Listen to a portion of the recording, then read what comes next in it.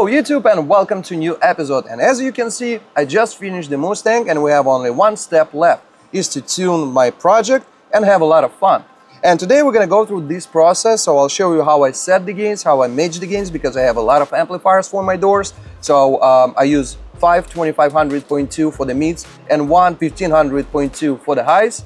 So my B looks like complicated to match the gains, but I'll show you how easy it's gonna be in case if you're using SAA lane, or in case if you're gonna use some other amplifiers. It's also not gonna be that difficult, but it's gonna require some additional equipment. So also we're gonna play with the levels. I'll show you how you can save the time by using levels in the DSP. The crossovers, like I said, that's pretty much all. We're gonna make the Mustang in an outdoor condition. So let's start with the speakers and what do you have to know about M81AC Neo and AT37 Sport. And first of all, let's start with the mid-range speakers and why I decided to go with the 81AC. So the reason maybe because the 67AN not that good. No, I simply just want to try 80-inch in my car, and it's perfect time to try something new.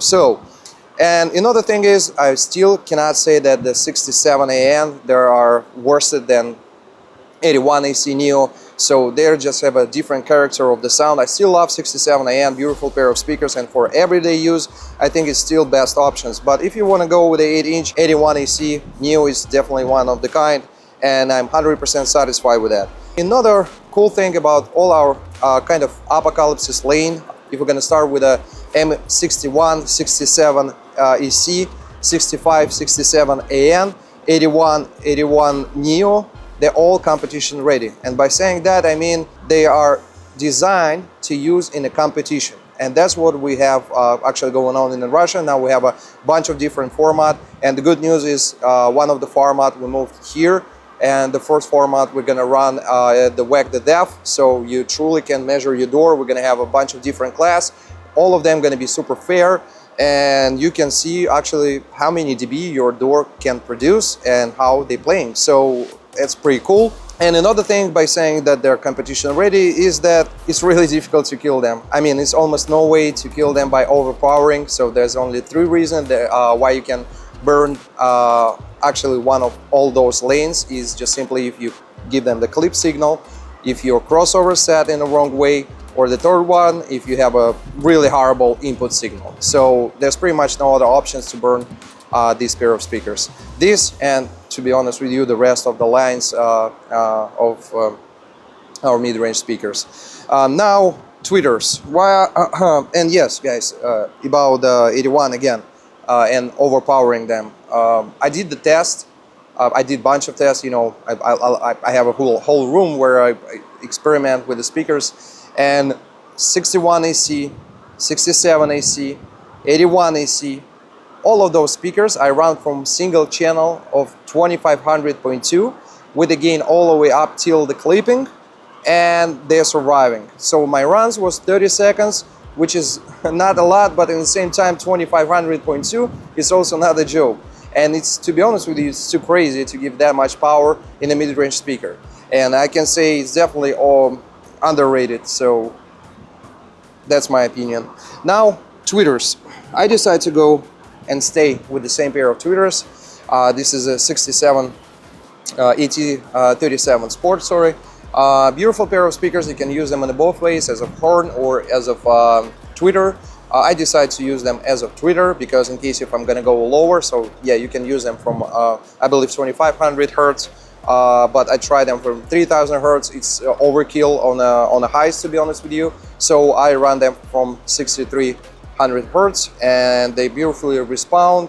They support mid-range perfectly. Just love them. Now, about the amplifiers and how you can set your gains and all that stuff. We're not gonna go through the sport tune mode because you're required to have a lot of reserve power to make sure that you're not gonna distort your speakers. So we're gonna go kind of with the basic, but at the same time, they're gonna be more than enough competition. So let's say an example of SAA first. So here I bring the SAA 1500.2 just as an example. So, and why I bring it to here, just because I'm really glad that we switched the system of the knobs where we can calibrate our gains and the rest of the stuff. Now we don't have a kind of clock position. It's still clock position, but we have a clicks.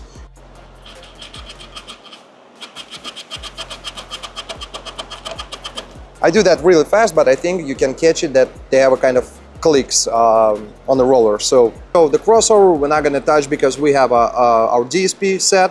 So we're gonna put everything in the flat.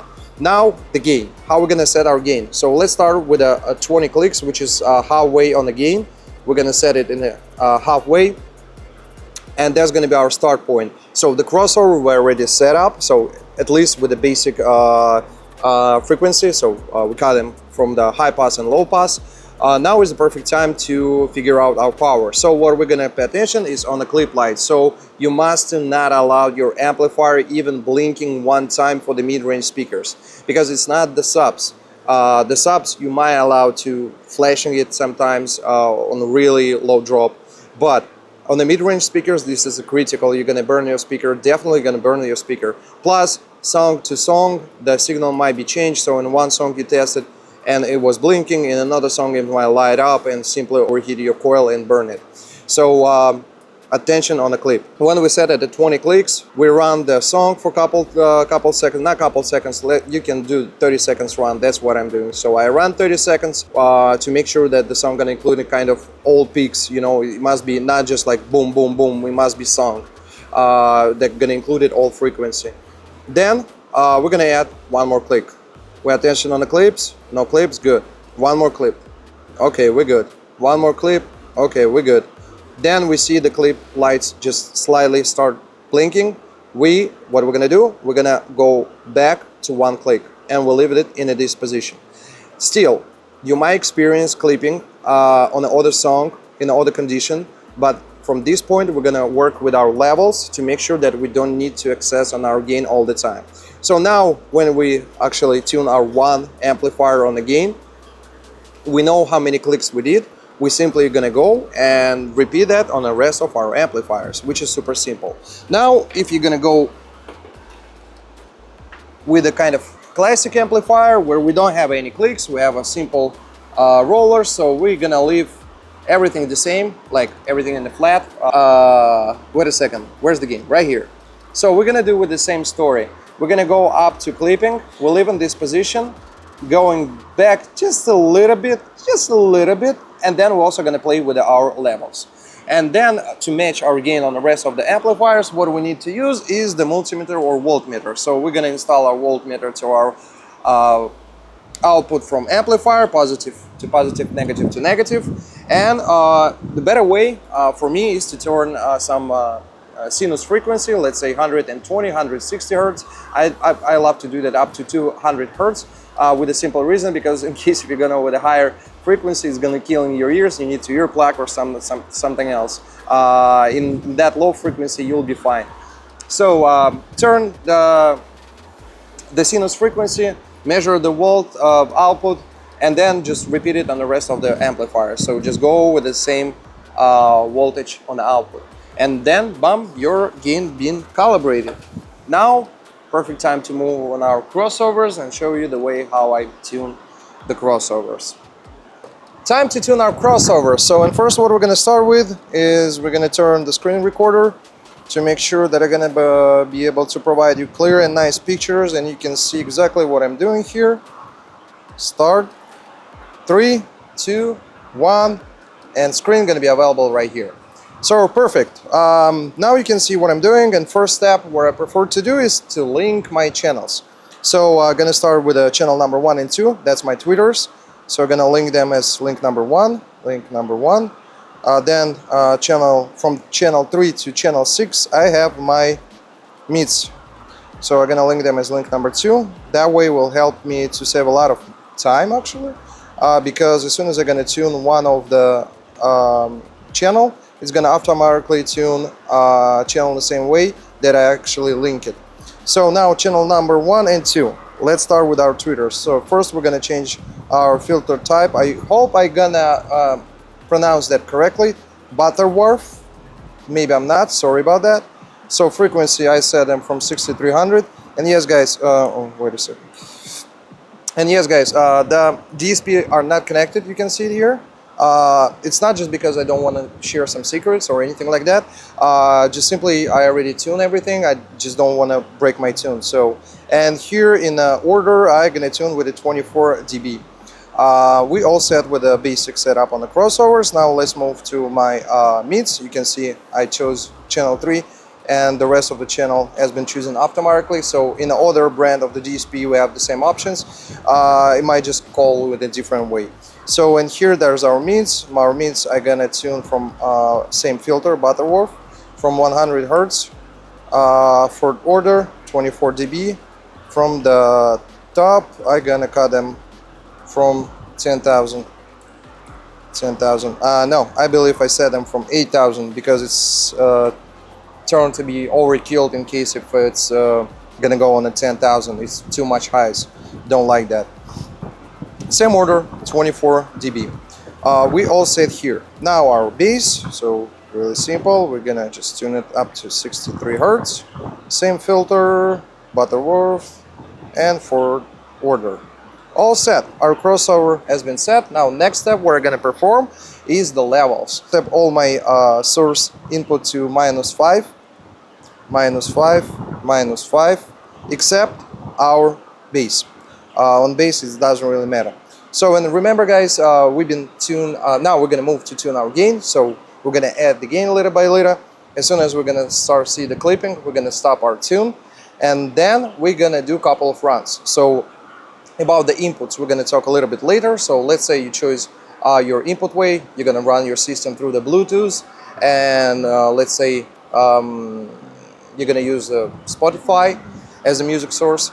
So you're gonna run a couple of songs, different genre of the songs, and let's say on some of the songs you still have clipping up here, slightly, but it still appear.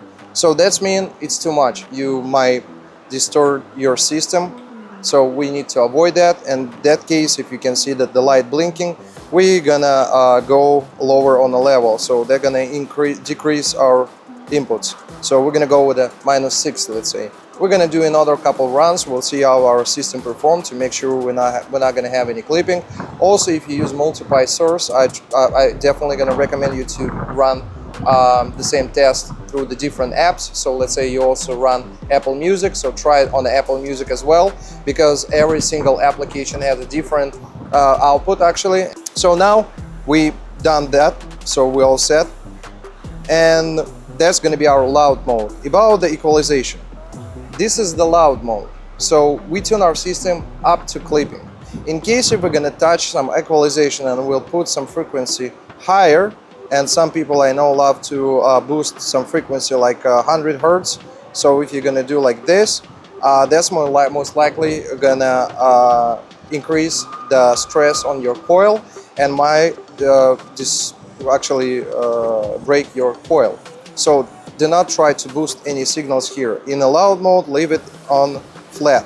Now, you might say, Eugene, I don't like the way how it sounds because I have too much highs and I want to make some of the frequency lower. What I gotta do then? So really simple. The RT never going flat. You know, we also have some heels and we have some down heels kind of. So what we're gonna do in case if we have too much of some frequency, we're gonna decrease that frequency. So let's say we have too much noise on frequency of 3000 Hertz. So what we're gonna do, we're gonna move our 3000 Hertz and put it slightly down. And then we're gonna tune the system the way how we like to be system sound. So yeah, we're not gonna go up. They're gonna increase the stress on the coil. So don't do that. Now, when you can increase equalization, in case if you're gonna tune that on a let's say quality mode, that's my bass demo mode, let's say. So for the bass, of course, I'm not running my system all the way up because it's too much. It's just simply gonna hurt when you're sitting inside. So what I'm doing here, I'm gonna change the presets. So that was the DSP is not connected, but that's okay. So I'm gonna change my presets from preset number 1, which is my loud presets, to preset number 2. Then what I'm gonna do, I'm gonna put all my levels down, minus, let's say, 20, minus 20. And here, because of the power output, I have a much less power output, I can change the frequency slightly. So I can tune it from my 81 AC Neo, I tune them from 70 Hertz. No, I tune them from 80 Hertz. but I switched the filter to no, I switched the order. I did it with a 8 order. So that allowed my system to play lower, more quality, and here I can slightly boost some of the frequency that I want to because I don't have too much power going in my mids. Also, I'm gonna decrease some of the frequency to make my RT as flat as possible and make it play good. And pretty much all, you know, I'm done with my setup. And now, what the DSP also gonna allow you to do is just simply run different presets, and at the same time you don't need to calibrate your gains, you don't need to do anything, so you're good to go. And another really cool thing that I love in the DSP is of course the time delay, which is really not easy to tune because I have one of the 81 AC right next to my ear, and the time delay allowed you to delay one of the speaker. All right, we all set here. Again guys, couple more runs to make sure that you're not gonna see any clips, and you're good to go. You're never gonna burn your system. You're never gonna have any issue to repair your speaker or spend any money on recones. So you're gonna be good to go. So I hope you like this video. I hope that will help a lot of beginners to tune them system. Of course, for adventure tune, as of sport tune, is more complicated. But you know, if you're gonna leave like 30 comments, like I want to see how you tune in the sport mode, of course I'm gonna show you, but I think it's not gonna be really popular video. All right guys, I hope you like this video. We'll see you in the Whack the Def. So we're gonna run our USD format for the first time. It's gonna be really a loud time, definitely, and a lot of fun. So we'll see you there, but most likely I'm gonna show up somewhere else. So, and yes, don't forget, really soon we're gonna run our car meet every Saturday, every week in Miami, to make our community more louder and have a lot of fun. And also you can stop by at the car meet and we can tune your system, we can take a look what's going on in your system, and the rest of the stuff. So, thank you for watching, and we'll see you in the next one.